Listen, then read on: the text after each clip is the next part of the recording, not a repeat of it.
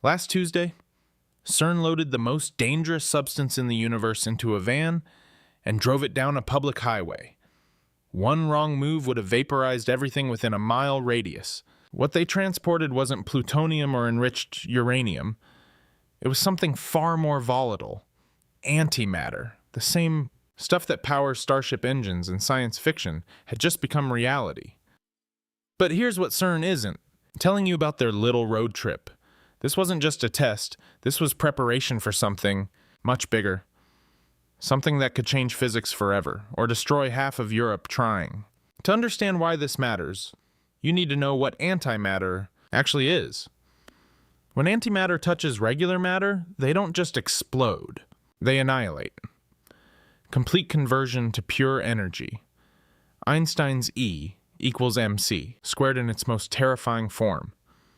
1 gram of antimatter contains the explosive power of the Hiroshima bomb the van CERN drove. Contained billions of antiprotons. Not grams, thankfully, but still enough to level a city block if something went wrong. The magnetic containment system keeping those particles suspended, it runs on battery power. Battery days. Power that lasts exactly 4 hours. But the battery life isn't even the scariest part. The real nightmare scenario is what happens if the magnetic field fails. See, antimatter can't touch anything. Not the container walls. Not air molecules. Nothing.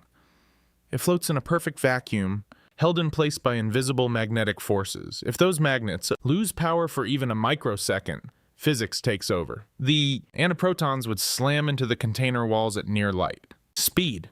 The resulting explosion wouldn't just destroy the van, it would create a crater visible from space. And CERN drove this thing through downtown Geneva during rush hour traffic.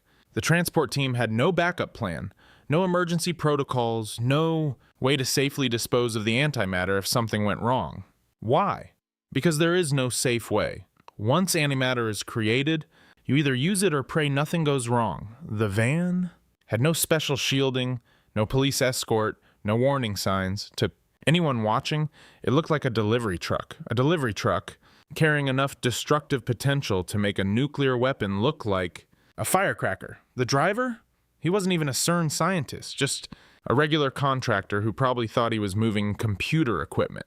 So why would CERN take such an insane risk? Here's what they're not telling the public. This transport wasn't about moving antimatter for research. It was a proof of concept for something called the antimatter distribution network. CERN wants to become the world's first antimatter supplier. They're planning to deliver antiprotons to research facilities across Europe, turning antimatter into a commodity you can order like pizza. The implications are staggering. If you can transport antimatter, you can weaponize it. If you can order it online, it's no longer contained to one heavily secured facility in Switzerland. But the real revelation is in the timing. CERN didn't announce this transport until after it was completed. They kept it secret from the European governments whose citizens were unknowingly exposed to this risk. Why the secrecy?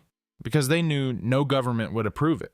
The liability alone would bankrupt nations. Insurance companies won't even cover antimatter research. Lloyd's of London specifically excludes it from all policies.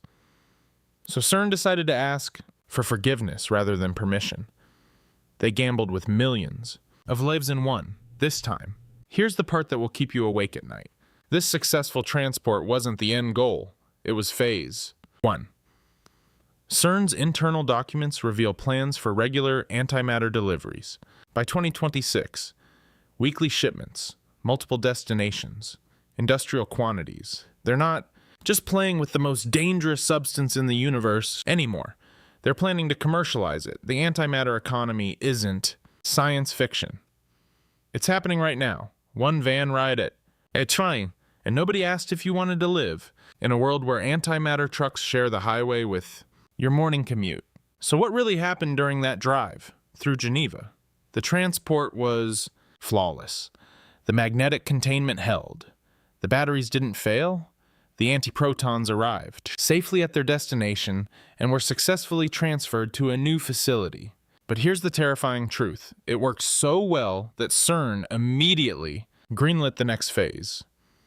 They proved antimatter transport is possible. They demonstrated that the most volatile substance in the universe can be moved like any other cargo. The Pandora's box isn't just open, it's being mass-produced. Within a decade, antimatter could become as commonplace as medical isotopes. The question isn't whether this technology will spread, it's whether we can control it once it does. That van ride through Geneva wasn't just transporting antimatter.